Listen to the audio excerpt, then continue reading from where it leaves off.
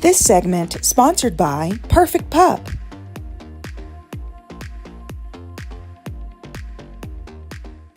Perfect Pup is your local dog training company, and their owner and dog trainer, Don Kimes, is back with us to give more dog training advice. Hello, Don. Hi, Jessica. How's it going? It's going okay. Thanks for asking. Yes. Okay. So we've been learning so much about how dogs are trained and the benefit. And today we're going to talk about potty training and crate training. So tell me, how do you potty train a dog or a puppy?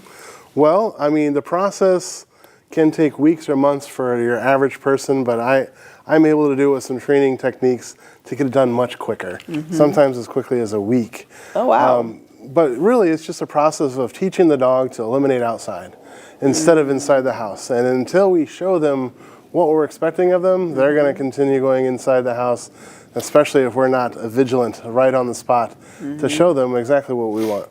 Okay. And so what is crate training exactly? Well, crate training is a process of teaching your dog to love their dog crate. Usually a wire crate, but it can be a kennel or some other space in which we isolate them from ourselves. And dogs are den animals, so they have their own little den-like space that they like to use. And so inside the home, we use the dog crate as that space that's just for them.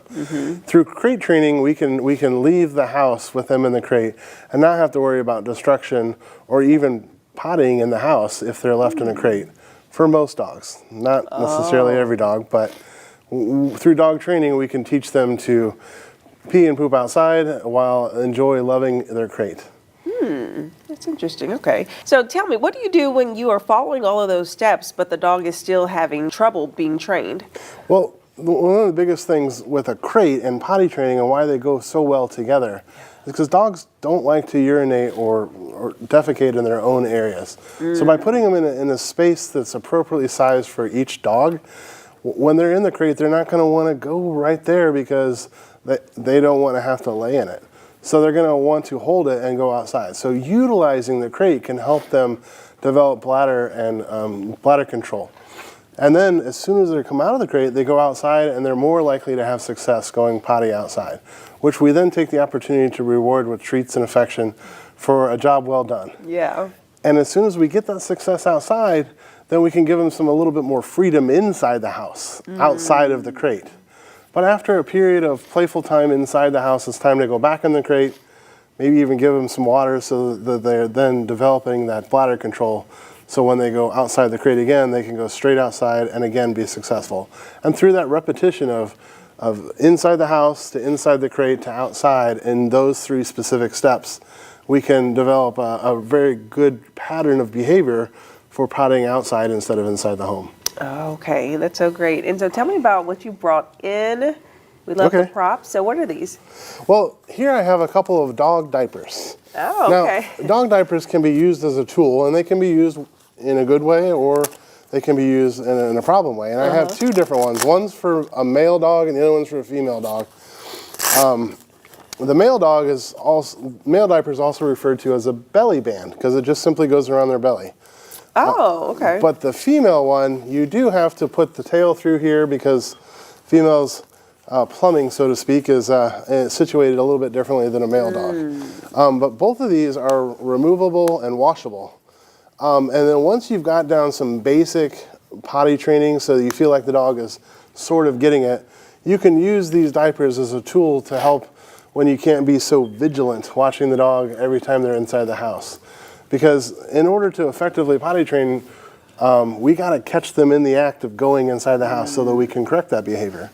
And we can use something simply like clapping our hands and giving them a firm no to let the dog know that we don't like that without being too adversive or harmful to the dog. And they'll be like, oh, hey, well, why are you clapping at me? Why are you telling me no? Right. But then they go outside, they go potty, and then we can reinforce that behavior with a positive reward like a treat or affection. Yes. So while I don't encourage you to start with a diaper, after you've got some good repetitions and some good successes outside in the yard, these can be great to help make sure that when you're cooking or you can't give them the full attention you need as in the beginning of the potty training process, these are great towards the end of the process when they're almost there but not quite.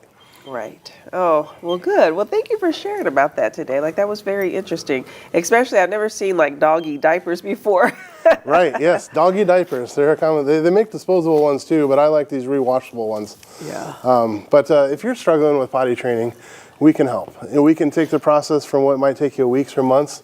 Perfect Pup can get that down in a week or maybe even 2 weeks. Oh, wow. So we can really change it and save you the hassle of cleaning up your carpets and wood floors. Right. To putting it on us.